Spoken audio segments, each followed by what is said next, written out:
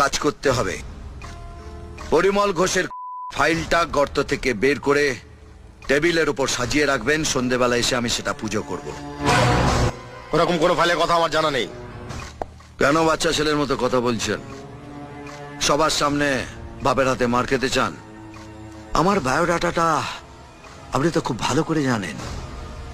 4টে গেছি, আরো 3টে কাবার প্ল্যানও আছে।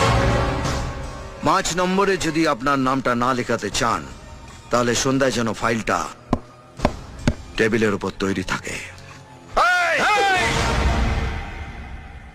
এর পরের বার যখন বাড়ি থেকে বেরোবি, তো স্ত্রীকে বলবি যেন নুন আর শুকনো লঙ্কা পুড়িয়ে পা থেকে মাথা অবধি ঘুরিয়ে দেয়।